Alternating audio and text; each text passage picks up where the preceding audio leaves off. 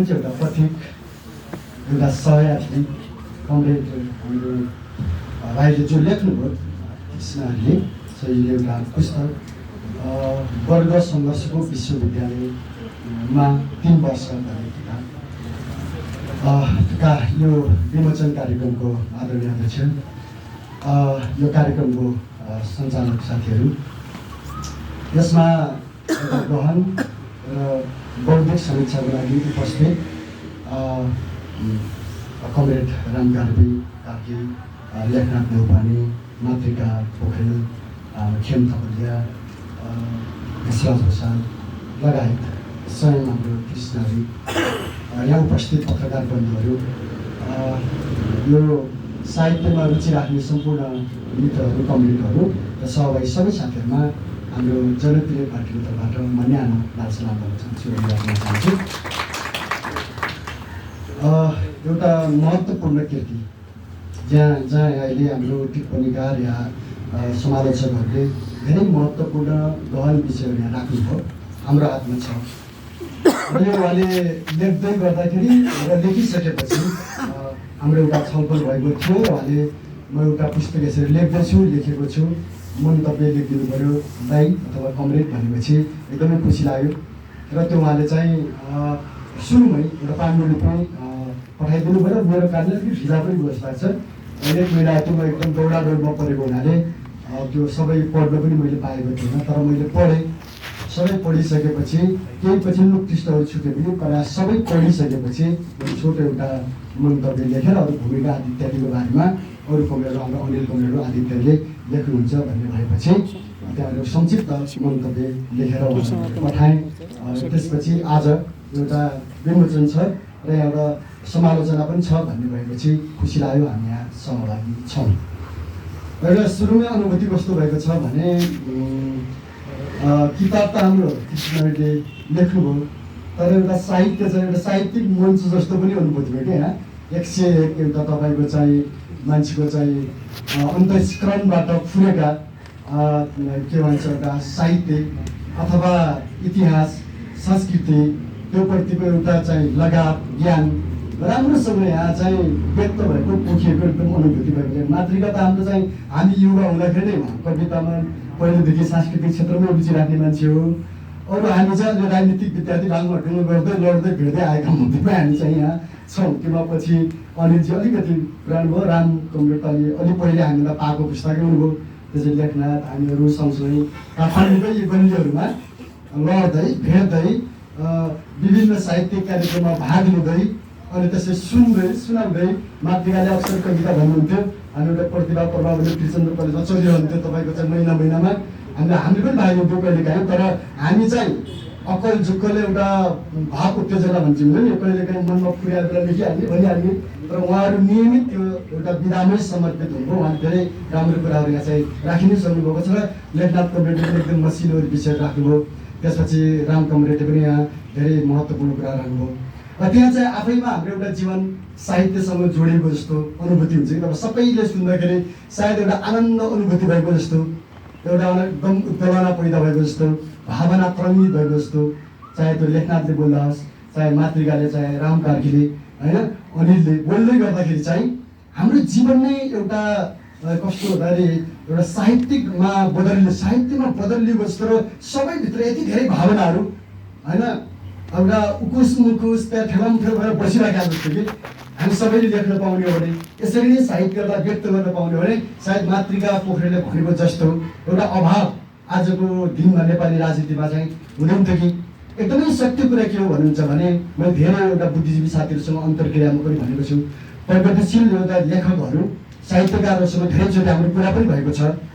तर वास्तवमा नेपालमा ठिक उल्टो हो कि एउटा क्रान्ति त जन्मियो, क्रान्तिले साहित्य, क्रान्तिकारी साहित्य चाहिँ चाहेको जसरी जन्माउनु सकेन कि। यो चाहिँ हामीलाई एकदमै चाहिँ अनुभूति हुन्छ होइन। यति धेरै अनुभूतिहरू छन्, यति धेरै भोगाइहरू छन्, प्रयोगहरू छन्, होइन ज्ञानहरू छन्, शिक्षा छन्।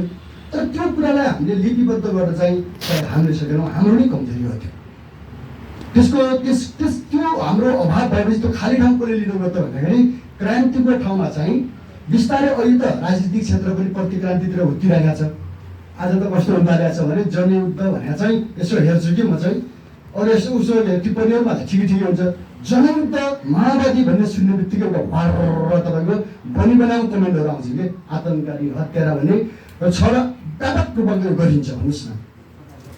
राजनीतिमा त्यो पो थापित होला जस्तो एउटा बडो दुःखद कुरा छ। तर यो कुरा राजनीतिबाट होइन, यो कुरा साहित्यबाट सुरु हुने नेपालमा। जनयुद्धलाई विद्रूपीकरण गर्ने, जनयुद्धलाई पूर्व बनाउने, जनयुद्धलाई बदनाम बनाउने होइन, त्यसलाई विभिन्न ढङ्गले चाहिँ एकदम भ्रष्टीकरण गर्ने काम चाहिँ पहिला राजनीतिमा भन्दा पहिला साहित्यमा सुरु भयो।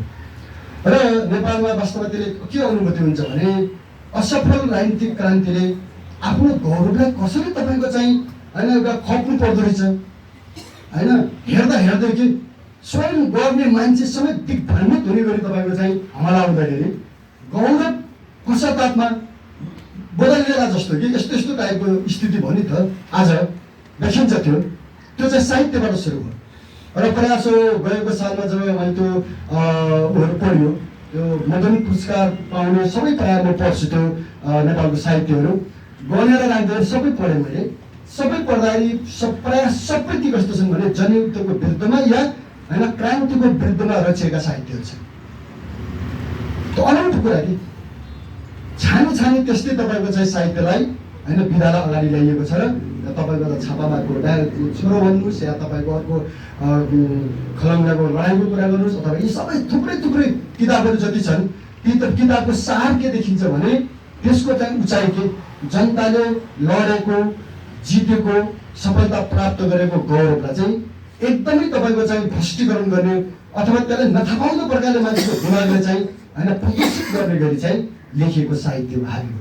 धेरै दुःखद कुरा हुँदा कतिसम्म पनि भयो भन्नुहुन्छ भने आलोचनात्मक हुनुपर्छ भन्ने नाममा दुःखै पाएका साथीहरू जनयुद्धमा हामी सँगसँगै हिँडेका अलि साहित्यमा रुचि राख्ने लगाव राख्ने क्षमता राख्ने साथीले पनि जनयुद्धको सकारात्मक र गौरवशाली पाटोभन्दा नकारात्मक पाटो र पात्रहरूलाई अगाडि सारेर लेख्दै जाँदाखेरि उनीहरू कस्तो लाग्छ भने कयौँ साथी बहस पनि हो। ठिक छ रातो चट्टान हेर्नुहोस् हामी युवा हुँदाखेरि हरेक दिन हाम्रो झोलामा चाहिँ एउटा साहित्यिक पुस्तक हुन्थ्यो। सायद हामीले नपढेको कुनै साहित्य छैन होला कि मोटा किताबहरू हामी चाहिँ 1 हप्ता 5 दिनमा पढेर कम्प्लिट गऱ्यौँ कि प्रतिस्पर्धी जस्तो हुन्छ नि। युवाहरूको गीत रातो चट्टान आमा यो स्वयं प्राय हामी युवा हुँदाखेरि पनि तपाईँहरू पनि त्यही हो। युवा हुँदाखेरि राजनीतिक साहित्य होइन साहित्यबाट बढी हेरियो कि त्यो निर्माण प्रयोग त्यो एक रातमा सिद्धाएको मैले उनले जो रङ्गारीले भन्नुभयो नि म 9 क्लासमा पढ्दै थिएँ मेरो हातमा कसैले दिनुभयो म एक रातमा बत्ती बालेर त्यो तपाईँको मट्टितेलको टुकीमा चाहिँ रातभरि सिद्धाइदिएँ मैले त्यो निर्माण प्रयोगको चाहिँ कथा भन्नुहोस् न।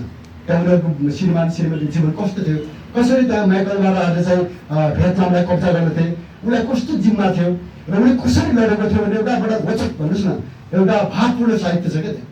त्यसले वास्तवमा हामीलाई समर्पित लड्नुको लागि प्रेरित गर्नु आफ्नो देशको बारेमा आफ्नो जनताको बारेमा कस्तो हुनुपर्छ भन्ने कुरा त्यो त्यस्तो बनायो नि। र त्यो साहित्य हामीले दिनु सकेको नेपालमा त्योभन्दा कम छैन कि। कतिसम्म छ यहाँ भन्दाखेरि मान्छे खाल्डोमा पुर्याउँदाखेरि जनयुद्ध जिन्दाबाद भनेर पुगेको छ। यहाँ तपाईँको सामान्य किसानले चाहिँ होइन माओवादी पार्टी र माओवादी जनयुद्धलाई समर्थन गरेर जलाइएको छ, जिउँदै जलाइएको छ। हाम्रा दिदीबहिनीहरूको आँखाहरू जिउँदै भडकभिड भएको छ अनि विभत्स प्रकारले मारेको छ। तर उनीहरू कहिले पनि आत्मसमर्पण गरेका छैनन्। यति धेरै हिरोइक कुराहरू छन्, यति धेरै कुराहरू छन्। गाउँ जलाइएका छन्, जनता गाउँमै उठेर वन पसेको छ, अर्को गाउँ सरेको छ तर आत्मसमर्पण गरेको छैन कि। त्यो अजम्बरी गाउँको कथा भन्दा हाम्रो कथा हो कथा। अजम्बरी गाउँको एउटा कथा छ नि, त्यहाँ तपाईँको गाउँ छोडेर हिँड्ने 2-3 वर्षसम्म नुन खान नपाउने खरानीको चाहिँ नुनिलो खाएर बसेको कथाहरू जो पढ्नु पाइन्छ काकाहरूको त्योभन्दा कयौँ वीरतापूर्ण लडाइँ हामी लडेका छौँ कि। तर त्यो हाम्रो साहित्यमा आएन भन्नुहोस् न, हामीलाई धेरै दुःख लाग्छ। त्यस कारण योमा हामी त मैले कयौँ कुरा लेख्दै फाल्दै गरेको कुराहरू पनि छन्। अब त्यो समय हुँदैन, सबैको अलिअलि मनमा आइहाल्छ नि, यताबाट भन्न पाएँ उताबाट भन्न पाएँ। विरोधीहरूले चारैतर्फबाट बमबार गरिरहेका छन् कि हामीमाथि अहिलेसम्म त जारी छ र भीषण हमला हुनु बाँकी नै छ। हाम्रो अन्तिम ब्याटल त हुनु बाँकी नै छ। त्यो कस्तो दर्दनाक हुनेछ यदि हामीले कुरा बुझेनौँ भने भीषण त्यो सही कल्पना नगरेको स्तरमा जाँदैछ कि। यति ठुलो हमला हुँदैछ, अन्तिम लडाइँहरू चलिरहेको छ भन्नुहोस् न। र चारैतर्फबाट हमला भइरहेछ। प्रतिरोध चाहिँ हाम्रो सामान्य गुलेलीले गरे जस्तो कि होइन बमबार तोप बर्सिरहेको छ उताबाट यताबाट हामीले सामान्य तपाईँको गुलेलीबाट भरुवा बन्दुकबाट होइन प्रतिरोध गर्नु खोजे जस्तो जो तपाईँको आकाशमै त्यसको आवाज चाहिँ हराउला जस्तो अहिलेको परिस्थिति छ। हामी लडिरहेका छौँ भन्नुहोस् न, लडिरहेका छौँ। तर त्यस्तो स्थिति छ। त्यसैले साहित्यिक क्षेत्रमा नयाँ पुस्ताले कोसिस पनि गरिराख्नु भएको छ। त्यसमध्येमा सबैले गर्नुपर्छ। कम्तीमा साना साना डायरीहरू, ठुला ठुला होइन, साना साना जीवनका भोगाइहरू, एउटा एउटा घटनाहरू, एउटा एउटा लडाइँहरू व्यक्त भइदिए पनि त्यसले जनतालाई एउटा शक्ति दिन्थ्यो होला भन्ने अनुभूति त हामीलाई साँच्चै हुन्छ नि। यसो कुनै तुलना छैन कि जनयुद्धको यो पाटोहरू। विशेष साहित्यमा हामीले हार्यौँ भने पनि हुन्छ।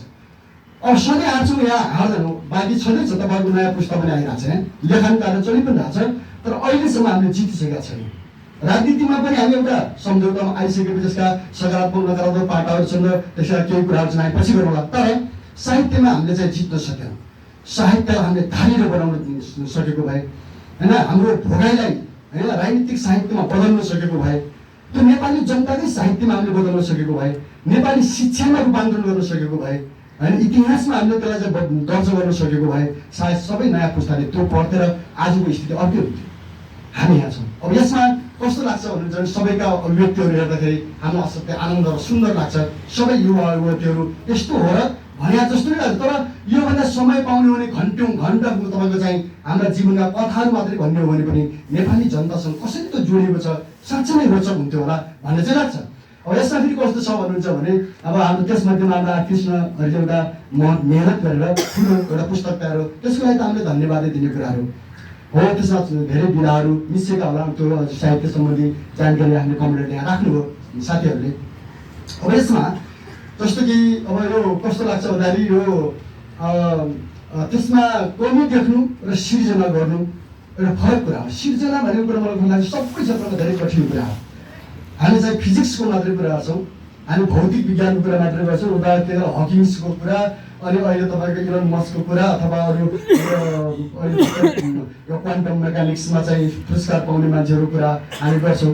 तर हेर्नुहोस् राजनीतिक साहित्यमा पनि सिर्जना गर्ने कुरा त्यत्तिकै कठिन जस्तो लाग्छ कि 10औं-20औं वर्षको साधना बिना सायद मार्क्सवादले अर्को नयाँ बाटो पाउने छैन। धेरै नै मेहनत, धेरै ठुलो कठोर मेहनत।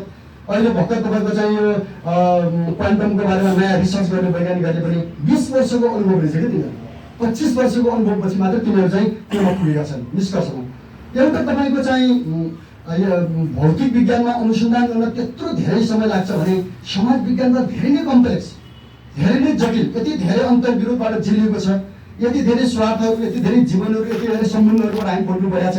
यसमा पर्याप्ने कुरा, पार लगाउने कुरा साँच्चै नै कठिन। त्यहाँ सिर्जना साहित्य पनि त्यस्तै होला। हामी त अलिकति सुन्ने पढ्ने भावनाले हाम्रो त राम्रो साहित्य नै मनपर्छ पढ्दै जाँदाखेरि, होइन। तर लेख्ने मान्छेहरूको हकमा चाहिँ सायद सिर्जना आफ्नो एउटा कठिन सङ्घर्ष भन्नुहोस् न। कलमै चल्दैन। मलाई लाग्छ यो मान्छे एकजना साथीले भन्नुहुन्थ्यो कि पहिला हाम्रो कमरेडले दिवा गर्दाखेरि ए विप्लव त कसरी लेख्छ सर सक्सेस हुँदैन, म त सिरो कोर्छु, कहिले कहिले सिरानी हाल्छु, एक हप्ता पुऱ्याउनुपर्छ भनेर हाँसो गर्नुहुन्थ्यो कि म त अहिले हुनुहुन्न होइन। कुखुराले चाहिँ अन्डा पुऱ्याउने जस्तो पुरा कलम समात्यो भने त बोल्ने बेला खटबाट जाने कुरा पनि कलम समात्यो पनि ठक्क अड्किन्छ भन्नुहुन्थ्यो। रामजीलाई पनि भन्नुभएको थियो कुराहरू, सबैलाई भन्नुहुन्थ्यो भने म जब डायरी समात्छु र कलम समातेर बस्छु लेख्न बस्छु मेरो त क पनि चल्दैन भन्नुहुन्थ्यो। ठक्क अड्किन्छ। अनि सोच्यो त्यही छोडेर भात खानु गयो। फेरि आएर गर्दा सबैको कुरा त्यही हो। लेख्ने कुरा पनि साह्रै जटिल कुरा नै छ, होइन। सुन्नेलाई पढ्नेलाई जति आनन्दित हुन्छ लेख्ने मान्छेलाई तर लेख्दाखेरि त्यो पनि अभ्यास पनि हो, ज्ञानको कुरा पनि त्यसो गर्दा यसरी जो एउटा ठुलो पुस्तक कृष्णले एउटा मेहनत गरेर तयार गर्नुभयो त्यसको लागि चाहिँ हामीले धन्यवादै दिनुपर्छ नयाँ पुस्तालाई। अरू बाँकी कमजोरी उहाँलाई छुट अहिले भने जसरी किन भन्दाखेरि चाहिँ यो एउटा लडाइँ थियो कि लिँदाखेरि पनि तपाईँहरू जस्तो युवा युवतीहरूले त्यो पढ्नुभयो भने कम्तीमा हाम्रो भाइहरूले के भोग्या रहेछन् भन्ने कुरा हेर्नुभयो भने पनि एउटा पक्कै ज्ञान आउँछ। अरू कुरा ठिक छ। अब बाँकी उहाँसँग चिन्जाउँदा अस्ति भेट भयो। उहाँ चाहिँ हामी आइहाल्यौँ यो 64मा त बसमा कता कता पऱ्यो नि त। उहाँ जेलबाट छुट्नुभयो, होइन। यहाँ त अब हामी त कस्तो भयो माओवादी भन्दाखेरि दमा बजाउँदै हाम्रो एउटा रोडबारतिर चलाउनुहुन्छ कि त्यो पनि एउटा साहित्य नै हो। जात्रा जाँदाखेरि त्यहाँको छुट्टी चलाउँछ, होइन। हरेक गाउँका मान्छेहरू के गर्छन् भने एक ठाउँमा जम्मा हुन्छन् गाउँको पुछारमा, सबै महिला केटाकेटी बुढाहरू, अनि तन्नेरीहरूको हरेकको हातमा लट्ठी हुन्छ र त्यहाँ तपाईँ 3-4वटा तमाहरू हुन्छन् ठुला ठुला। अनि त्यसपछि त्यहाँ विभिन्न त्यसका चाहिँ वाद्यवादन हुन्छन्। बजाएपछि त्यहाँ तपाईँको युवाहरू राखिन्छन् क्या, त्यहाँ पुरा उत्तेजनामा आउँछन् हेर्नुहोस् है। अनि ठुला ठुला लट्ठी लिएर तपाईँ अर्को गाउँलाई देखाउने गरी उफ्रिँदै तपाईँको बजासहित चाहिँ अनि जात्रा जानु चल्नुहुन्छ, गएर त्यहाँ नाच्ने गाउने हुन्छ। अनि फर्किने बेला आफ्नो आफ्नै ताली फर्किन्छ कि त्यहाँ जाँदाखेरि के हुन्छ भने जोसका साथ जान्छन् युवाहरू, कोही लड्छन्, लडाइँ पनि हुन्छ, ठुलो ठुलो हुन्थ्यो पहिला, अहिले पनि अलिअलि आउँदैछ भन्छन्। अनि तर कहिलेकाहीँ लडाइँ हुँदैन थियो। अनि घर फर्किँदाखेरि कोहीले टोपी हराएर, कोहीले जुत्ता हराएर त्यत्तिकै नाङ्गे भुङ्गे पनि फर्किने, यस्तो खालको एउटा हाम्रो चाहिँ त्यहाँको चाहिँ तरिका थियो। यो माओवादीको पालि त्यस्तै त्यस्तै घट्यो। 64मा बाजा गाजा बजाउँदै आयो हामीहरू चाहिँ, ढामा बजाउँदै बाजा बजाउँदै बन्दुक पड्काउँदै अभिर जात्रा गर्दै काठमाडौँ पस्यो। 2-3 वर्षको बाद कोहीको टोपी छैन, कोहीको जुत्ता छैन, कोहीको दाँत ठुक्का छ, कोहीको कता नाच्या छ होइन, कोही त दिउँसै झन्डिनु थालिसकेको पनि छैन। यस्तो टाइपको भयो र हामी कता कता पऱ्यौँ कि। अलिक पछि उहाँ आउनुभयो भने भर्खर आएर दाइ मलाई चिन्नुभयो भन्नुभयो भनेर मैले यसो हेरेँ, चिना उसको नचिना त हो। अनि पछि हाम्रो भक्तपुर ललितपुरको सेक्रेटरी थिएँ 52 सालदेखि 54 सालसम्म। त्यसमा त एकदम भड्केको हुनुहुन्थ्यो। त्यसरी त्यो एउटा धमिलो चित्र आयो कि मेरो दिमागमा। उहाँ त अहिले जेलबाट निस्किँदा पाकै भइसक्नु भएको थियो। पछि पनि अब त्यो भावनाले कतै न कतै काम गर्यो। उहाँको काम भनेको चिठी बोल्ने थियो कि त्यतिखेर। हाम्रो चिठी बोल्थ्यो, कोही भास्करका, कोही देवेन्द्रका पनि, कोही मगा ल्याउने गरिरहनुहुन्थ्यो। त्यो कुरा बिचमा हेर्दा पछि चाहिँ यहाँ चाहिँ जोडियो। र यसरी हेर्दा भने चाहिँ मेहनत गरेर आफ्नो भोगाई वास्तव त छुट्टी भयो कि लडाइँको छुट्टी हो, जेल छुट्टी हो कि जेलमा पछि त परेन, पञ्चायतको पालामा त परेको पऱ्यो हेर्नुहोस् न है। कथै छ कि त्यसको पनि हेर्नुहोस्। एउटा इन्सपेक्टरले डिएसपीले यो महेन्द्र कलममा के थङ्गुरकी छोरोले चाहिँ त कहाँको पहिलोचोटि जुलुस गर्दा नि समाति हेर्नुहोस्। अनि म गएँ यसो हेरेँ तलबाट माथि, त्यो एउटा केही गरेन, नआउँदै जुलुसमा अब भनेर चाहिँ जुलुसमा नलाउने भनेर पठाइदिइहाल्यो हेर्नुहोस्। तर पर्सि मलाई भेट्न आउनु भनेको के भन्ने विचार गरेको थियो होइन। त्यो ल कलेज त टाँसिएको छ। अनि त्यसपछि गएर पर्सि त गएन, म त हुन्छ त भने म गएन। 2 दिनको त फेरि समाति हाल्यो, अर्को दिन पनि समाति हेर त्यसले यसो हेर अस्ति किन आइनस् भन्यो। मेरो फुर्सद भएन भने, तर जुलुस लगाउनु फुर्सद हुन्छ अनि यहाँ आउनु फुर्सद हुँदैन भनिरहेको छु। त्यो छोड्यो। फेरि एक हप्तापछि त्यो फेरि भारतको सन्देश जनाउनु भयो, फेरि लैहाल्यो अनि जेलै पुर्यायो।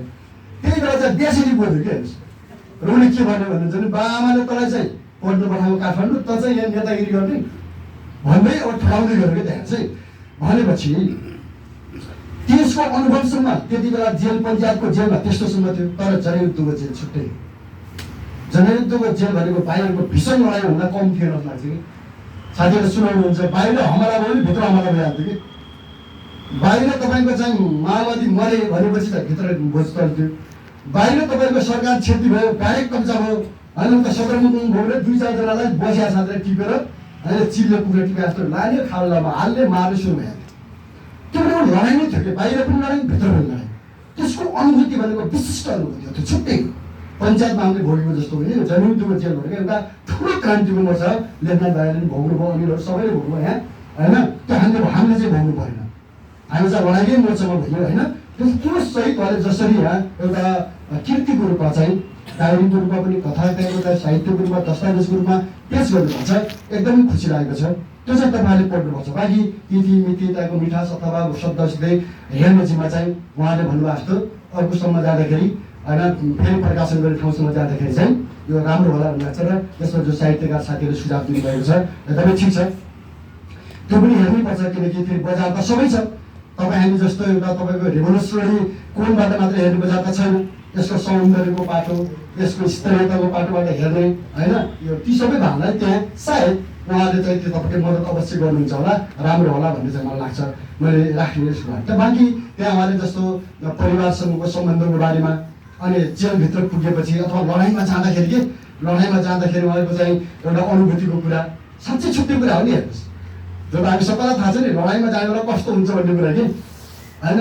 यहाँ तयारी गर्दा कस्तो हुन्छ, बाटोमा हिँड्दै गर्दा कस्तो हुन्छ, गाडीको छेउमा या एकदम भिडन्त हुने ठाउँसम्म पुग्दा कस्तो हुन्छ, ठ्याक्कै मोर्चा फुलेपछि कस्तो हुन्छ, फायरिङ दौड भिडन्त भएपछि कस्तो हुन्छ। यो छुट्टा छुट्टै अनुभूति हुन्छ त्यहाँ। हेर्नुहोस् न, एउटै हुँदैन त्यो। कोही साथीहरू जानुभन्दा पहिला एकदम सुरगिर देखिया हुन्छन्, फायर फुल्यो भने कता गएको हुन्छ त्यो थाहा हुनु। कोही साथीहरू यहाँ सामान्य हुन्छ, फायर फुल्यो भने त्यो तपाईँको आँधीको बेग जसरी पुग्छ भने यावत अनुभूतिहरू हुन्छन् क्या त्यहाँ। त्यसरी नै उहाँले जो भन्नुभयो नि त्यहाँ लड्न जाँदाखेरिका अनुभूति सबै जो केन्द्रित गरेर चाहिँ राख्नु भएको छ, त्यो युवा पुस्ताहरू सबैले पढ्नुभयो भने त्यहाँबाट एउटा सुन्दर पक्ष छ। अनि कसरी तपाईँको परिवार एक प्रकारले तपाईँको चाहिँ हाम्रो चाहिँ बहिनीसँग र उहाँहरूको सम्बन्ध यहीँ पनि अघि राख्नुभयो। एउटा कस्तो खालको थियो र एउटा सरल तरिकाले कसरी एउटा कम्प्लेक्स जीवनमा पस्नुभयो अनि त्यहाँ हुँदै फेरि अगाडि कसरी बढ्नुभयो भन्ने बारेमा पनि यहाँ पनि राख्नुभयो, त्यहाँ पनि एकदम राम्रोसँग लेख्नु भएको छ। तर आज फेरि एउटा सहकार्यमा उचाइमा जसरी परिवार पुगेको छ, जसो घर परिवारमा जाँदाखेरि पनि छोरा पनि छोरी पनि जसरी तपाईँको चाहिँ एकीकृत एउटा भावना चाहिँ होइन आन्दोलनमा लागिराख्नु भएको छ। खुसी पनि लाग्छ, नयाँ पुस्तालाई हामीले सिकाउनुपर्छ भन्ने कुराहरू पनि भयो होइन। त्यहाँ सबै चिजहरू छ, अन्तिममा एउटा प्रतिबद्धता पनि भएको छ। र यो साहित्यले फेरि जन्माउने के चिज होला भन्दाखेरि यसको सौन्दर्यको कुरा होला, यसका तपाईँको विचारको कुरा होला, यसका चाहिँ विभिन्न अनुभवका कुरा भोगेका कुरा सबै छन्। तर हामीलाई चाहिने अन्तिममा एउटा कुरा के हो भने हामी सबैलाई यो संसारलाई हेर्ने एउटा दृष्टिकोण हरेक साहित्यमा चाहिन्छ। हामीलाई कसरी हेर्छौँ हामी, हाम्रो निष्कर्ष के हुन्छ, हाम्रो समाजलाई कसरी हेर्छौँ होइन, हाम्रो जीवनलाई कसरी हेर्छौँ, राज्यलाई कसरी हेर्छौँ, हाम्रो आफ्नो विचारलाई कहाँ लगेर चाहिँ हामी जोड्छौँ, यो कुरा चाहिँ धेरै महत्त्वपूर्ण कुरा। र साहित्यमा लास्टमा उहाँले जसरी लगेर चाहिँ होइन एउटा परिवर्तनप्रतिको प्रतिबद्धता, जनताप्रतिको प्रतिबद्धता, निष्ठा होइन, क्रान्तिप्रतिको प्रतिबद्धता सुरुदेखि नै अन्तिमसम्म कायम राखेर आज फेरि चाहिँ हामी एकै ठाउँमा छौँ। होला कि हाम्रो त एउटा वंशको हिसाबले त माओवादी यो मञ्चमा सायद हामी सबैसँग छौँ, माध्यमिक कमरेडहरू पनि के भने हामी पहिला विद्यार्थीलाई सँगै एउटै क्रान्तिको सपना देख्ने मान्छे नै हौँ। त्यसैले त पछि एकता पनि भयो। होला कि 10 वर्षको लडाइँमा चाहिँ हामी कोही भित्र कोही बाहिर जस्तो भयो त छुट्टै पायो, तर वंशतामा 14 महाधिवेशन हुँदै पछिल्लो समय कम्युनिस्टको ठिक हो। तर प्रत्यक्ष जोडिएको हिसाबले लेखनाथ आदित्य हामी अलग अलग ठाउँमा भए पनि हामीलाई आजको दिनमा चाहिएको कुरा के हो भने प्रतिबद्धता हो। हेर्नुहोस्, सानातिना हुरीबाट हामीले आफ्नो धारहरू बदल्न थाल्यौँ भने, सोचहरू बदल्न थाल्यौँ भने होइन इतिहास चाहिँ धेरै ठुलो तपाईँको चाहिँ त्यो अन्यायमा पर्छ भन्नुहोस् न, यो खतरा चाहिँ छ भन्नुहोस् न। त्यो ठाउँमा आफूहरू त्यहाँ आएर होइन कृष्णहरूले जसरी चाहिँ एउटा प्रतिबद्धता खडा गर्नुभएको छ। उहाँ चाहिँ लामो समय कमरेड पर्सनहरूसँग नै सहकार्यमा हुनुहुन्थ्यो, पछिल्लो समय फेरि हामी एकीकृत भएका छौँ, आउनुभयो र हामी त फेरि 2 वर्ष प्रतिबन्ध पनि झेल्यौँ। हाम्रो त 15 जना कमरेडको अरू साधन भयो, बाटो छेकेर ढुकेर हामीले जनयुद्धको भन्दा कम गरिएन कि अझै खुल्दैछ। तपाईँले हेरिराख्नु भएको छ, अस्ति एउटा पत्रकार साथीले अनौठो कुरा सुन्यो, मलाई सोध्यो, तपाईँले सुन्नु पनि भयो होला होइन। तपाईँहरूको प्रतिबन्धमा के खेल भएको थियो, कसरी सोचिएको थियो थाहा छ भनेको थियो। मलाई त सबै थाहा छैन, उहाँले अनौठा रहस्यहरू पनि खोल्नु पर्ने होला नहोला, तर ती सामान्य छैन। आज पनि अब आएर जोडिएको छ होइन। यो तपाईँको मुभमेन्टलाई कसरी पार लगाउनु, यसका कुन कुन पक्षबाट, एउटा मात्रै पक्षबाट होइन, कुन कुन पक्षबाट कसरी पार लगाउने भन्ने एउटा बहस चलिरहेको बेला होइन कृष्ण हरि भाइ चाहिँ फेरि होइन अहिले त ठुलो लडाइँ त छैन, तर एउटा क्रान्तिकारी प्रक्रियामा होइन फेरि समाहित हुने जो सबै काम गर्ने एउटा वातावरण बनेको छ। त्यसर्थले पनि यो साहित्यले उहाँको चाहिँ कृतिले चाहिँ हामीलाई चाहिएको एउटा भिजन दृष्टिकोण चाहिँ दिएको छ। त्यो भनेको अन्तिमसम्म जनता वर्ग राष्ट्र क्रान्ति मार्क्सिजमप्रति प्रतिबद्ध रहने, मालेमाबादलाई प्रतिबद्ध भएर जाने जो खालको एउटा दृष्टिकोण दिनुभएको छ, त्यसको लागि म धन्यवाद दिन चाहन्छु। अब बाँकी कुरा के छ कमरेडहरू भनेपछि यो चाहिँ यहाँ माथिका कमरेडले पनि केही महत्त्वपूर्ण सुझावहरू राख्नुभयो। अब त्यसपछि राम कमरेडले खासै लेखनाथले त साहित्यिक कुरा नै बढी गर्नुभयो, त्यो ठिक छ। अब यहाँ राजनीतिक कुरा पनि धेरै त होइन, पत्रकार साथीहरू पनि आएको हुनाले आजको दिनमा हिजो एउटा घटना घट्यो, तपाईँहरू सबैले हेरिराख्नु भएको छ, म त्यहाँबाट सुरु गर्न चाहन्छु। अब भोलि चाहिँ यहाँ समानुपातिको नाम लिस्ट निर्वाचन आयोगमा पेस गर्नुपर्नेछ। हाम्रो पार्टीले यो पटकको चुनावमा विषय मिल्दासँग चाहिँ प्रतिस्पर्धा गर्ने जाने भनेर हामीले पार्टी दर्ता पनि गरेका छौँ। तर अस्ति राति एउटा अनौठो खालको सूचना हामी कहाँ आयो कि प्रहरीहरू लगभग 100 वरिपरि प्रहरीहरू हाम्रो कम्युन भएको गाउँमा गएर छापा मारे भन्नुहोस् न। र उनीहरूले हरेक जनताको घर पनि खानतलासी गरे र तपाईँको चाहिँ हाम्रो अब आलुबारी वरिपरि के भेटिन्छ खोतल्ने कि ठ्याक्कै उयो जनयुद्ध स्थलले कोदालो बोकेर खन्दै, सानसानो खाल्डो पनि बेर्नु नहुने होइन, खोतल्दै खन्दै हिँडेर अन्तिममा लगेर हिजो साँझ नेपाल आर्मी पनि त्यहाँ गयो र तपाईँको चाहिँ डिस्पोजल टोली भनेर चाहिँ खात्राङ खुत्रुङ 2-4वटा बम केटे भेट्यो भनेर थुपारेर पड्काएर हिँड्यो भन्नुहोस् न। यो एउटा अनौठो घटना यहाँ घटेको छ र हामीले हिजो विरोध प्रदर्शन पनि गऱ्यौँ, सरकारलाई पनि हामीले भनेका छौँ, वक्तव्य पनि हामीले दिएका छौँ। यो के होला भन्ने आफैमा एउटा चाहिँ एउटा छ क्या प्रश्न जस्तो छ भन्नुहोस् न। हामीले अघि राम कमरेडले पनि भन्नुभयो, निश्चय नै 64 पछि यहाँसम्मको यात्रामा हामी अलिकति केही ठाउँमा पुगेका छौँ, यो बहस गर्न बाँकी छ।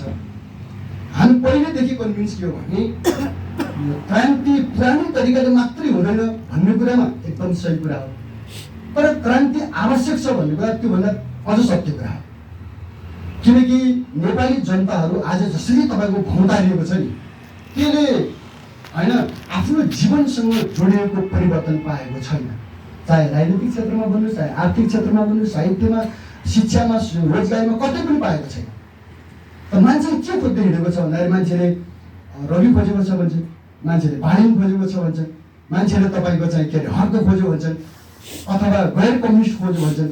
म चाहिँ त्यो भन्छु, हाम्रो चाहिँ दृष्टिकोण के छ भने मान्छेले समाजवाद खोजेको हो। नेपाली समाज सम्पूर्ण रूपले विक्षित भएको समाजवादमा हो, नौलो जनवाद र समाजवादमा हो। 70% कम्युनिस्टहरूको मत भनेको समाजवाद खोजेको मत हो। त्यो आज भौँतारिएको ठुलो हिस्सा त्यसैमा छ, त्यो 30%मा छैन। 30% मान्छेहरूमा पनि होला वित्तसँग बजार यताउता, तर एकदमै आक्रामक, एकदमै तपाईँको अहिलेको स्थितिमा हेर्नुभयो भने अराजक, एकदमै पुरानो चिजबाट एकदम हमला गर्नु को आइरहेका छ भन्दा त्यही 70 भित्रको युवा आइरहेका छ। माओवादी भित्रको भन्नुहोस्, एमाले भित्रको भन्नुहोस्, या तपाईँको अरू पार्टीको भन्नुहोस्, सबभन्दा आक्रामकको छ त्यही छ कि अहिले पनि यहाँ तपाईँलाई बोल्नु दिनु भन्नुहोस्, धेरै जसो युवाहरू आएको कारण चाहिँ माओवादी प्रति नै छैन। किन छ त भन्दा त्यसलाई हामीले गलत ठान्दैनौँ कि माओवादी समूहको हाम्रो जीवन भनेको चाहिँ अनि अतुलनीय मूल्य चुकाएर बनेको सम्बन्ध हो कि माओवादीसँग। त्यसो कुनै तपाईँको तुलना हुन सक्दैन कि। अघि यहाँको मातृकाले भन्नुभयो, हिजो पनि मलाई एक अर्को साथीले भन्नुभएको थियो, माओवादीले हामीलाई निःशर्त जीवन दिएको हो भन्नु छ कि मान्छेलाई। गाँस माया गाँस, बाँस मागे बाँस, घर माया घर, लडाइँ माया छोराछोरी माया छोराछोरी, अनि जे पनि दिएको हो नि त्यो पछि पनि के हो यो भनिन्छ कि मान्छेलाई। किन भयो खोजेको त्यो हो, खोजेको मान्छेले समाजवाद खोजिरहेको छ, तर मान्छेले विकल्प रवि दिइरहेको छ, भालेन दिइरहेको छ। उहाँहरूलाई पनि हाम्रो कुनै छैन, उहाँहरू आउने कुरालाई हाम्रो कुनै अन्यता छैन। हाम्रो असफलता भनेको कम्युनिस्टहरूले समाजवाद पुरै सत्ता आएपछि मात्रै दिनु पर्दैन कि। कुनै सत्ता आएपछि दिने कुराको उचाइ छुट्टै हुन्छ, राज्य सत्ता नै हाम्रो हातमा आएपछि दिने समाजवाद छुट्टै हुन्छ। तर कम्युनिस्टहरूले दिने समाजवाद त परिवारबाट पनि हो, समाजबाट पनि हो, अनि ज्ञानबाट पनि हो, संस्कृतिबाट पनि हो, राजनीतिबाट पनि हो, व्यवहारबाट पनि हो, तर्कबाट पनि हो, संस्कृतिबाट, गीतबाट पनि हो, नाटकबाट, सबैबाट होला नि। त्यो देखिँदैन आजको दिनमा। मान्छे त्यसै मान्छेले त्यो खोजेर आज चाहिँ अन्तर्निर्भर अवस्था छ कि। यहाँ आउँदाखेरि हाम्रो भनाइ के हो भने सायद रेभोल्युसन अहिले भर्खरै आमूल परिवर्तन सम्भव छैन भने पनि आमूल परिवर्तनतिर लैजाने मान्छेले विश्वस्त हुने मार्गहरू बाटोहरू खोजेको हो। त्यो चाहिँ दिनेमा चाहिँ हाम्रो अपूर्णता हो। कि त लेनिनमै सीमित हुने, कि त माओमै सीमित हुने कि। अगाडि आएसम्म माओसम्म चाहिँ अध्ययन गरेर माओको कुरासम्मलाई मान्छेले ग्रहण गर्ने, माओपछि अगाडि बढेको विश्वको बारेमा मान्छेले चाहिँ कस्तो भन्दा भन्दाखेरि त्यहाँ अन्यता कि अनभिज्ञता जाहेर गरिरहेको छ कि। त्यो कम्युनिस्टहरूकै छ। त्यहाँ भन्ने जो कुरा इतिहास बनिसक्यो, पुष्टि भइसक्यो, त्योमा मान्छे रमाइरहेको छ। त्यसलाई या कि त यान्त्रिक भौतिकवाद जन्माउँदो रहेछ। सफलताको इतिहासले हाम्रो अनुभव के छ भने एउटा यान्त्रिक भौतिकवाद, त्यो अनुकरण गर्ने टाइपको मात्रै जन्माउँदो रहेछ। कि त कटु आलोचक मात्रै कि इतिहासले त्यस्तो बनाउँछ। कि त तपाईँको एकदमै समर्थक मात्रै, कि त आलोचक मात्रै जन्माउँदो रहेछ कि इतिहासले। सृजनाले मात्रै के गर्ने हो त भन्दा इतिहासलाई निरन्तरतामा लाने हो र फेरि अर्को उचाइमा पुर्याउने हो। सृजनात्मक कोणबाट कम्युनिस्टहरू तयारी नहुने, अलिकति नयाँ तरिकाले बहस गरौँ त भन्ने हो भने एउटा बात अर्को बात माओसम्म खोजेका सबै शब्दले थुपारिदिएपछि मान्छे उछिनै नसक्ने। यही हामीले एकीकृत जनक्रान्ति भन्दा पनि पानी फुल्यो कि। हामीले भनेको कुरा के थियो भन्दा जनयुद्ध भन्न डराएर हामीले जनयुद्ध नभने होइन नि। हामीलाई लाग्यो के हो भने 21औं शताब्दीमा आउँदै गर्दाखेरि समाज बदलियो, वर्गहरू बदलिए, सर्वहारा वर्ग पनि लेनिनको पालाको छैन, होइन वर्ग सम्बन्ध पनि हिजोको मजदुर र मालिकको जस्तो मात्रै छैन अहिले, होइन। त्यस राज्य सत्ता पनि बदलियो, चरित्रहरू बदलिएका छन्, हिजोकै झर्रा पुँजीवाद अहिले छैन, होइन।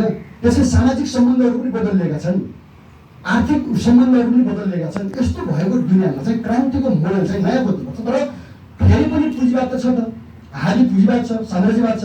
ऊ हादी हुँदाखेरि जनताले भोग्ने समस्याहरू नयाँ रूपमा भोग्नु परिराखेकै छ। अहिले पनि रोजगारी छैन, अहिले पनि राम्रो शिक्षा छैन, होइन।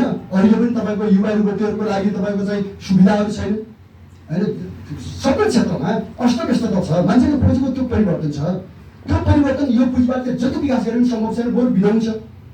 अहिले हामी छलफल गर्छौँ, संसारमा जति पनि अहिले युद्ध भइरहेको छ, हजारौँ मान्छे दैनिक भइरहेको छ, कम्युनिस्टको कारणले त एउटा देशमा पनि भइरहेको नि त।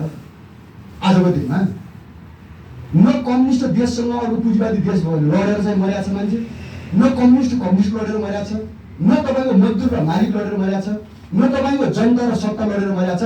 खालि पुँजीवादी आफ्नो बजारको लागि लडेर मानव जातिलाई ध्वस्त पारिरहेको छ कि हो। त्यसको समाधान गर्ने भनेको चाहिँ फेरि पनि अग्रगामी वैज्ञानिक एउटा चाहिँ विचार दृष्टिकोणले नै हो। त्यसको लागि चाहिँ एउटा राम्रो बहस जरुरी छ।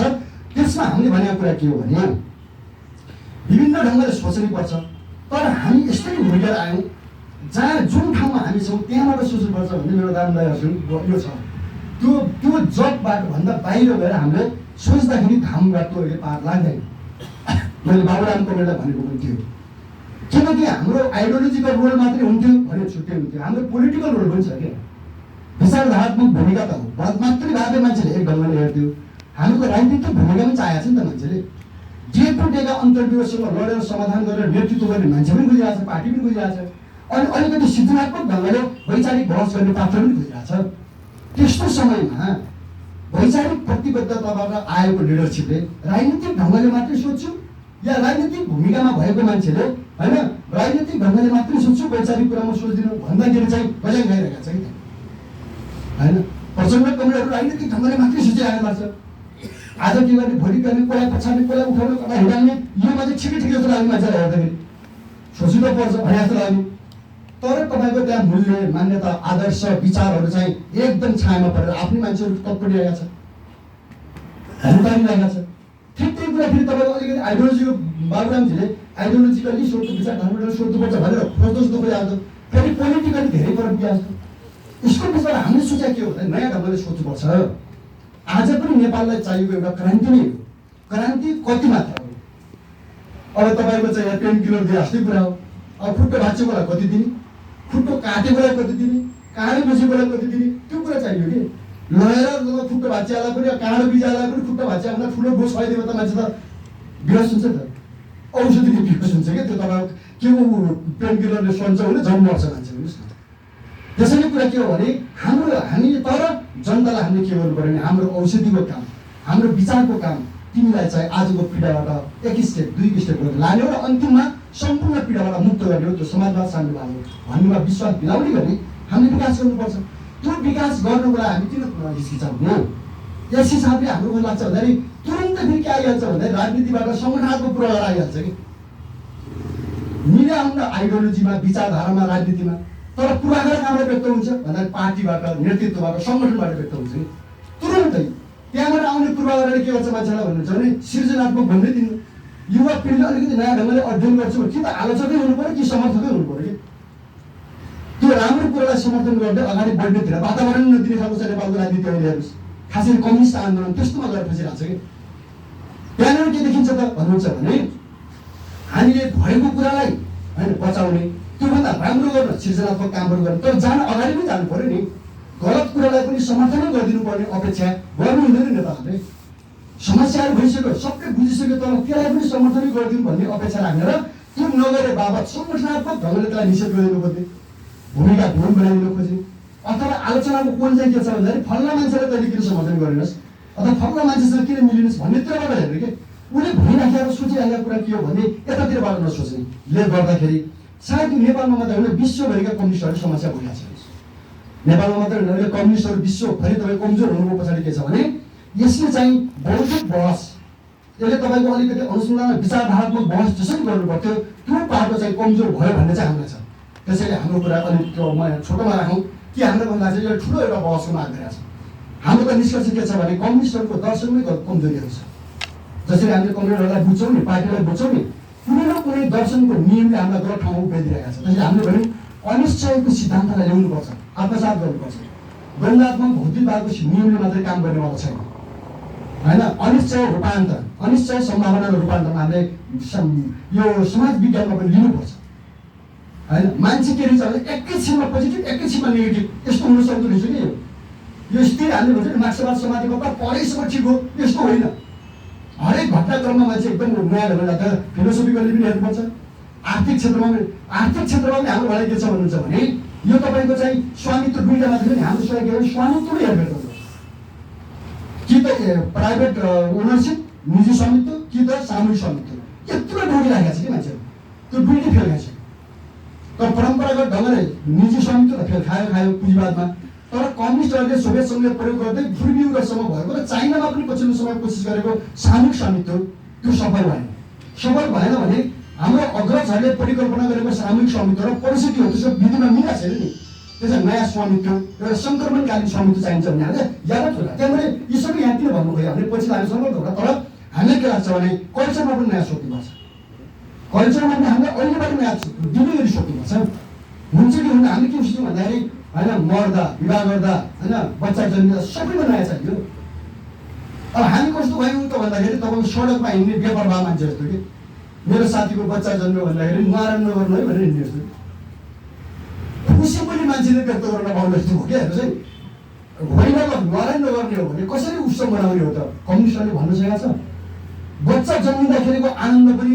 मान्छेले चाहिँ महसुस गर्न नपाउने टाइपको हो क्या हाम्रो कल्चर आलोचनाको कुरा त भयो होइन किन नगर्नु भन्यो बाआमा मर्दाखेरि किन नगर्ने भने के गर्ने दुःख व्यक्त गर्ने चाहियो नि त ठाउँ तरिका सारा समाज दुःखमा हुन्छ आफ्नो समाजको मान्छे मरेर बेला हामी त कम्युनिस्ट केही हुन्न भन्ने उस्टी परेपछि होइन झोला बोकेर खरा हिँड्ने जस्तो के निर्जीव वस्तु जस्तो त्यस्तो हुँदैन तर हामी सबलाई आमा बाप बित्दाखेरि कति ठुलो चोट हुन्छ त्यो चोट व्यक्त गर्ने ठाउँ चाहियो तरिका चाहियो नि कल्चर सानो कुरा हो कि हेर्दाखेरि विवाह गर्दाखेरि कसरी गर्ने तामझाम गर्नुहुन्न भने के दुःख यी सबै कुराहरूमा सारा कुरामा हामीलाई चाहियो यसरी हेर्दाखेरि ठुलो डिबेट हामीलाई चाहिएको छ त्यसै हाम्रो मातृका कम्युनिस्ट अरू साथीहरूले लेखनाथहरूले पनि नयाँहरूले अलिकति नयाँ ढङ्गले बहसहरू त्यहाँ बस्दाखेरि पनि अरू सबै समग्रमा पनि सोच्नु पर्ने बेला आयो पुरानो हाम्रो अग्रजहरूले जति सोचे त्यतिबाट चाहिँ यो समाज अब अगाडि जाँदैन नेपाल अगाडि जाँदैन भन्ने हामीलाई लाग्छ यस हिसाबले आजको दिन हामीले भनेको के हो भने नेपाल दो बाटोमा छ प्रतिक्रान्ति पनि पुरै भइसकेको छैन क्रान्ति र प्रतिक्रान्तिको दोसाँधमै छ अब त्यसैले तत्काल हेर्नु हो भने चुनाव हुन्छ कि सङ्घर्ष हुन्छ भन्ने जस्तो पनि देखिन्छ हिजो गरेको घटनाले के देखाउँछ हामी दर्ता गरिसक्दाखेरि पनि हाम्रो घरहरूमा प्रहरी र सेनाले छापा मार्ने किन भयो यसको जवाब सुशीलाको सरकारले दिनुपर्छ कि पर्दैन प्रधानमन्त्रीज्यूको चाहिँ मतलब यो सरकारले दिनुपर्छ कि पर्दैन होइन हामी यहाँ समानुपातिको लिस्ट तयार गर्दैछौँ हाम्रा गाउँहरूमा चाहिँ अपरेसन चल्ने हो भने के चाहिँ सोचेर काम गरिरहेको छ त्यहाँ राज्यमा के चाहिँ दृष्टिकोण छ त्यहाँ अरू पार्टीहरूलाई बुझिराखेका राज्यले कस्तो हो हाम्रो पार्टीलाई बुझिराखेका कस्तो हो यी सबै कुराबाट हेर्दाखेरि के तपाईँको चाहिँ नेकपा माओवादीलाई चुनावमा जान नदिने हो सरकारले नजाँदाखेरि तपाईँको नेकपा माओवादीले कसरी सोच्नु पर्ने हो यी सबै कुराबाट हेर्दाखेरि राजनीति कस्तो देखिन्छ भने उनीहरूले भनेको बाटोमा गयो भने चाहिँ एउटा ढङ्गले चाहिँ सोच्ने जस्तो अलिकति फरक ढङ्गले जनतालाई नेतृत्व गर्न खोज्दाखेरि चाहिँ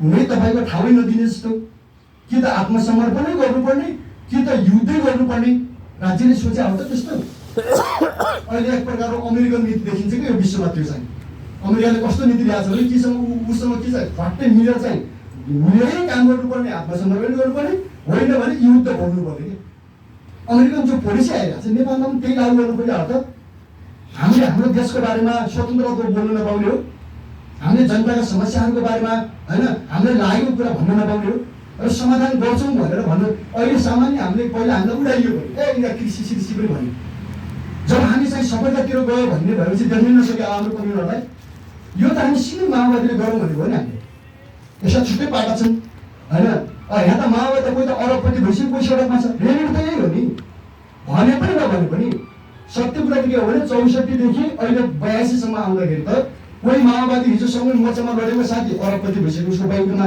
करोड पैसा लगाउनु होला कोही साथी तलमा फेरि स्थिति पनि छैन हाम्रो कुरा छोडिदिनुहोस् न एउटै पार्टीमा भएको साथीहरूको स्थिति यही हो त्यसलाई बदल्ने भनेको नयाँ उत्पादन सम्बन्ध त्यसलाई बदल्ने भनेको नयाँ संगठनात्मक विधि संस्कृति सबै चिजले हो त्यो कुरा निर्माण गर्न खोज्दाखेरि अनि त्यो पनि गर्न नदिने जस्तो आलु खनेर तपाईँको चाहिँ पुरै बम फला जस्तो कि जो खालको तपाईँको स्थिति त्यहाँ तपाईँको देखिनु खोज्यो भनेपछि त यसले त नेपालको राजनीतिमा त जनताले बुझ्ने गरी दुई भाग देखिन्छ नि हिजोको घटनापछि त कसैले लुकाइ छिपाइ नगरे पनि होइन ठ्याक्क दुई तिनवटा चित्र देखियो नि त पुरै यति भन्दाखेरि ल चुनावमा हामी गएर प्रतिस्पर्धा गर्छौँ भन्दाखेरि पनि रात दिन छापा मार्ने जस्तो अझै थर्काउने जस्तो भयो भने यो रोमियो जस्तो होइन र पहिला तपाईँले चाहिँ 50 सालमा भोग्या जस्तै अपरेसन होइन यो नगर भन्दाखेरि ड्याङ्की ड्याङ गोली हान्ने नगएर होइन यो भन्दाखेरि तपाईँको जेलमा लगेर थुन्ने होइन, गाउँ गाउँ छापा मार्ने, अहिले किसानलाई लगेर गएको छ भन्ने सुनिन्छ भने यो कुरा के हो त? यो हामीले बुझ्यौँ, आइजीसँग बुझ्यौँ, माथिको आदेश भन्छ, तल बुझ्यो डिएसपीले माथिको आदेश हुन्छ, माथि थाहा छैन भन्छ भनेपछि त्यही सेम जस्तै भएन र? त्यसकारण कुरो के हो भने हामी चाहिँ के देख्छौँ भने यो हामीसँग सम्बन्धित विषय होइन, नेकपा माओवादीसँग सम्बन्धित विषय होइन, यो राज्यको एउटा प्रवृत्ति हो, नेपालको राज्यको प्रवृत्ति हो। त्यो जो भए पनि, राम कार्की भए पनि, मातृका भए पनि, लेखनाथ भए पनि, यो प्रवृत्ति हो। तपाईँ त्यो प्रवृत्तिसँग सम्झौता गर्ने, यो झुक्ने अगाडि बढ्ने नेपालमा एउटा देखिन्छ नि त। त्यसैले यो सबैबाट हेर्दाखेरि चाहिँ हामी के देख्छौँ भने नेपालको राजनीति चाहिँ एउटा एकदम सङ्क्रमणकालीन अवस्थामा नै छ, सङ्कट पनि छ। जेनजी विद्रोह असफल भइ नै सक्यो एक प्रकारले। जेनजीको असफलतालाई लिएर फेरि अर्को ठाउँमा यसलाई तपाईँको दुरुपयोग गर्न खोजेको, अपव्याख्या गर्न खोजेको देखिन्छ। जसरी हिजो माओवादीलाई उग्रवादी आतङ्ककारी भनेर चाहिँ अहिले व्याख्या गर्न खोजिन्छ, जेनजीबाट पनि त्यस्तै के। अब के तपाईँको चाहिँ जेनजीको अहिले भन्नुहुन्छ भने ल फोटो हेरी हेर्नुहोस् है, त्यो उमा के अरे सिसिटिभीमा हेरेर मेरो घरमा त काङ्ग्रेस चलाउन आएर छ, मेरो घर त एमाले चलाएर छ, मेरो घर त ल एमाले भित्रैकोले चलाएर छ। कस्तो व्याख्या हो यो? विद्रोह त्यस्तो हुन्छ त? विद्रोहको बेलामा त त्योमा सहमत भएर जति पनि लड्नु गए ती विद्रोही हुन् नि। 23 र 24 गते जति पनि युवाहरू, नागरिकहरू होइन, जेनजीहरू सडकमा निस्के, त्यो त तपाईँको यो व्यवस्थाबाट वाक्क दिक्क भएर, यो भ्रष्टाचारबाट वाक्क दिक्क भएर परिवर्तन खोज्न हिँडेका मान्छे, ती एमाले भएर निस्किया हुन् र ती काङ्ग्रेसले माओवादी भएर निस्किया मान्छे हुन् नि। त्यो सबैले के थाहा भने यसलाई फेर्नुपर्छ भनेर सडकमा आएका मान्छे हुन्। तिनलाई हिजोको के अरे अवस्था खोज्दै अनि यो त काङ्ग्रेसको रहेछ, यो त एमालेको रहेछ, यो माओवादी रहेछ भनेर गर्न थालेर अब त्यो विद्रोहबाट आएको सरकार, त्यही कारणले आउने सुशीला कार्कीज्यूको सरकार, अनि उहाँले चाहिँ आफूलाई सत्तामा ल्याउने मान्छेलाई अपराधी करार गर्न खोज्यो भने अनि यो देशको हालत के हुन्छ? अनि यसरी हेर्दाखेरि कस्तो ठुलो सायद जनयुद्धमा पनि यही हो, भए पनि नभए पनि ठुलो भूमिका जनयुद्धको थियो। तर जनयुद्ध लडेर आएको माओवादीलाई आज आतङ्ककारी र होइन हत्यारा भनेर करार गर्न खोजेपछि के हुन्छ यो देशको हालत? एकछिन कसैले आनन्द लिँदा, कसैले प्रतिशोध सार्दा, त्यो छुट्टै कुरा हो। तर राजनीतिक इतिहासमा यो कसरी दर्ज हुन्छ? त्यसैले यो सबैबाट हेर्दा के देखिन्छ भने नेपालको राजनीतिक आन्दोलनले एउटा गुणात्मक परिवर्तनको माग गरेका छ। यो वर्ष, अर्को वर्ष, 5 वर्षपछि, 10 वर्षपछि कहिले त्यो निश्चित छैन। तर नेपाली समाज यही अवस्थामा चाहिँ रहँदैन। यहाँ ठुलो प्रतिस्पर्धा हुन्छ होला, निर्देशित मान्छेहरू पनि आउलान्, बनावटी मान्छेहरू पनि आउलान्, चमत्कारिक मान्छेहरू पनि आउलान्। तर त्योमा मलाई लाग्छ नेपाली जनताले सत्य कुरा एक दिन बुझि नै हाल्छ। नयाँ पात्र हो, यहाँ पात्र र सत्ताको कुरा छ कि पात्र खडा गरेर जनतालाई सत्ताबाट विमुख गर्ने खेल सुन्दैछ। पात्र मुख्य हो कि सत्ता मुख्य हो? आजको राज्यले, आजको सञ्चार माध्यमले होइन पात्रलाई मुख्य बनाएर हेरिरहेको छ कि होइन। त्यो कुरा समस्या सत्ताको, पुँजीवादी सत्ता रहेसम्म, आजको उत्पादन सम्बन्ध, आजको राजनीतिक सम्बन्ध रहेसम्म होइन जुनसुकै पात्र आए पनि जनताले भोग्ने समस्या किन हो? संसारमै त्यही देख्यो नि त। अमेरिकामा हामी भन्न सक्छौँ, अमेरिकाको न्युयोर्क सिटीमा तपाईँको समानताको नारा दिने युवाले चुनाव जित्यो कि प्रहरीले कत्रो हमला गर्यो भने त राष्ट्रपतिले कहाँसम्म भन्यो भन्नुहुन्छ भने पहिला समाजवादी हो भन्दै थिए। जब जित्ने बेला लास्टमा उनले के भन्यो, यो कम्युनिस्ट पनि हो भन्यो कि only not socialist, he is communist भन्यो कि कम्युनिस्ट। आई विल स्टप भन्यो कि म पैसा दिन्न भन्नुहोस् न, पैसा पनि दिन्न मैले न्युयोर्कलाई, यो सहरलाई, यत्रो भन्यो। तर उसले नारा उठाउनु चाहिँ तपाईँको चाहिँ छोडेन नि, छोडेर र त्यही समानता भने उसले के लाग्यो, यो न्युयोर्क सिटीमा समानता छैन भने कि न्याय छैन, समानता छैन। समृद्धि छ, पैसा छ, बिलियनरहरू छन्, तर यो तपाईँको न्युयोर्कमा समानता र न्याय छैन भने नारा दियो, त्यही मान्छेले जित्यो नि। अमेरिकामा समानताको नाराले चुनाव जितिरहँदाखेरि हाम्रो देशले पात्र फेरेर मुक्ति पाउँछ? अमुक पात्र ल्याएर तपाईँको समाधान हुँदैन। त्यस कारण हामीले सत्ता सम्बन्धी विषय नेपाली जनतालाई फेरि प्रशिक्षित गर्नुपर्ने, तपाईँ हामीले मेहनत गर्नुपर्ने, सबैले एउटा नयाँ विमर्श गर्दै निकासतिर लैजानुपर्ने बेला छ। मेरो चाहिँ अब यहाँ अलिकति कम्युनिस्ट माओवादीहरू साथीहरू सबै हामी जुट्दाखेरि कस्तो लाग्छ भने हामीले माओवादको रक्षा गर्ने बेला आयो। रिभाइभ द माओवादिस्ट, हामी त नारै के दिएको छौँ भने माओवादीलाई पुनर्जागृत गरेर खाल्डाबाट निकाल्दा चिहानबाट खोजेर निकाल्नुपर्छ नयाँ पुस्ताले, रोलपाटा चिहानहरू फेरि खोज्नुपर्छ, जलजालाको पाखामा गाडिएका माओवादीहरूलाई फेरि निकाल्नुपर्छ। भन्नुहोस् न, हामीले डाँडा काँडा छोड्नु के यो त मैले किन भन्नुभयो भने चाहिँ इतिहासको रक्षा गर्ने बेला आयो, खोज्नुपर्छ इतिहास। फेरि चिहानबाट तपाईँको गौरवलाई जगाउनु पर्नेछ के। माओवादी आन्दोलन भनेको हिरोइक मुभमेन्ट हो, एउटा दौलतशाही आन्दोलन हो। त्यसका त्रुटिहरू पनि थियो होला, तर त्यसको मूल बाटो भनेको होइन जनताको सत्ता निर्माण गर्ने एउटा लडाइँ थियो। त्यसकारण कुरो के छ भन्नुहुन्छ भने हामी त्यसलाई हामी पुनर्जागृत गर्नुपर्छ। कमी कमजोर बिचको 1 दशक भनेको माओवादी आन्दोलनको विवादित दशक हो, कैयौँ कालो पर्दा लागेको दशक पनि हो। हामीलाई त कहाँ लगियो भन्दाखेरि एकैचोटि हिरोबाट तपाईँको चाहिँ अपराधीमा, भ्रष्टाचारीमा, जेलमा पनि लाँदाखेरि कस्तो मुद्दा भन्दाखेरि भ्रष्टाचारी, तस्करी, यस्तो तपाईँको के बहुविवाह, अर्को के यस्तोमा लगिरहेको छ जेलमा भन्नुहोस् न। त्यो के हो योजनाबद्ध पनि छ र हाम्रो अज्ञानता, हाम्रो मूर्खताले पनि काम गरिरहेको छ। हामीले संवेदनताहरू गुमाएका छौँ, हाम्रो जिम्मेवारीहरू त हामीले गुमाएका छौँ। त्यस कारण त्योबाट हेर्दाखेरि हामीले फेरि फर्काउनुपर्छ। किनकि मान्छेले गल्ती त गर्छ नि, गल्ती गरेपछि फेरि पनि शिक्षा लिनुपर्छ। माओ सेतुले भन्नुभएको छ नि, फेस लागेपछि ज्ञान आउँछ होइन। गल्ती नगर्ने मान्छे दुनियाँमा कोही पनि हुन्न, तर गल्ती सच्याउनु चाहिँ महान कुरा हो। नहारेको कमान्डरले युद्ध जित्न सक्दैन, हारेको कमान्डरले नै युद्ध जित्छ। तर हारेको कमान्डरले किन हार्यो भन्ने कुरा चाहिँ सिक्नुपर्छ। हारेर सिकेको कमान्डरले मात्र यहाँ जित्नु हो। त्यस कारण कुरो के हो भने आजको दिनमा म त के भन्छु, रामदास हुनुहुन्छ एउटा बहस गर्नुपर्नेछ। बाबुराम गुरुङलाई मतलब माओवादी फर्काउँछु भन्छ क्या, अलिक पर त बालेनतिर पुग्नु हुँदैन कि, पुग्नु होला ठिक छ। अहिले बालेनमा तपाईँले माओवाद भेट्नुहुन्न, त्यो सम्भव छैन। सामान्य भावनात्मक कुरा गरेर हुँदैन।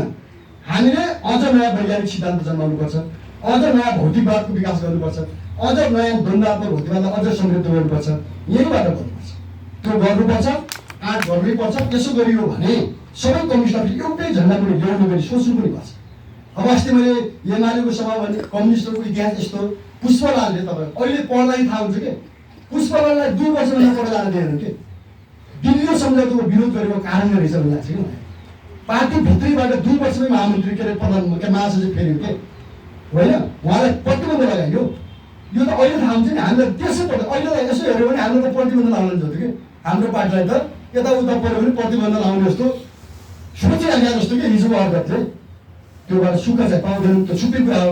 किनकि त्यो गलत छ, त्यो दुर्नीतिपूर्ण छ, दुराशयपूर्ण छ, षड्यन्त्रपूर्ण छ। हामीले कुनै लडाइँको तयारी गरेको कुरा त होइन नि। घर खोतलेपछि भोगाबन्दी भेटिन्छ त, भोगाबन्दी के तपाईँको माओवादी घर मात्रै हुन्छ आजको दिनमा, त्यो कुरा होइन नि। त्यसै सबैबाट हेर्दाखेरि हामी माओवादी फेरि एउटै झन्डा मुनि ल्याउने नयाँ बहसहरू गर्ने। तर हामी के गर्छौँ भने हाम्रा अग्रजहरूले यो कुरा बुझ्यौँ, समयमै यो कुरा बुझ्यौँ। आज माओवादी र हाम्रो बिचमा एकता भएन भनेपछि पुरै सत्य श्राप गर्ने जस्तो पनि छ कि, त्यो सत्य श्राप गर्नु पर्दैन। त्यो त हामीले स्वतन्त्र छ भने सोच्न, तर हामीले चाहिँ अग्रजहरूलाई अपिल गर्ने कुरा। तपाईँले इतिहासलाई गम्भीर ढङ्गले समीक्षा गर्नुहोस्। आज कम्युनिस्ट आन्दोलनको गम्भीर समीक्षा गर्नुहोस् र सकारात्मक निकास निकाल्नुहोस्। गुणवत निष्कर्ष निकालेर हुँदैन। वस्तुवादी, अग्रगामी होइन, जनवादी, जनपक्षी हामीले चाहिँ निष्कर्ष निकाल्यौँ भने सम्भवतः ढिलो चाँडो फेरि नेपालको कम्युनिस्ट आन्दोलन ध्वस्त भयो खरानीबाट, या अहिलेकै ठाउँबाट फेरि नयाँ समीक्षा सहित एकीकृत ढङ्गले कम्युनिस्ट आन्दोलन बन्छ होला, बनाउने गरी सोध्नुपर्छ भन्ने चाहिँ हामीलाई लाग्छ। मैले अलिकति लानु पऱ्यो, यति कुराहरू राखेँ। यसको लागि म सबै हामी कमरेडहरूसँग छलफल गरौँ। तपाईँहरू पनि आउनुभयो, हाम्रो फेरि पनि कृष्ण भाइले जसरी चाहिँ यो गर्नुभएको छ, एउटा कृत्य हाम्रो हातमा थुवाइदिनु भएको छ। उहाँलाई धन्यवाद। सबैले पढौँ, त्यसबाट एउटा होइन शिक्षा पनि लिउँ, आनन्द पनि लिउँ र प्रेरणा लिएर सबैले लेखौँ पनि। यही कुरालाई देख्नु पर्छ। हस् त, धन्यवाद।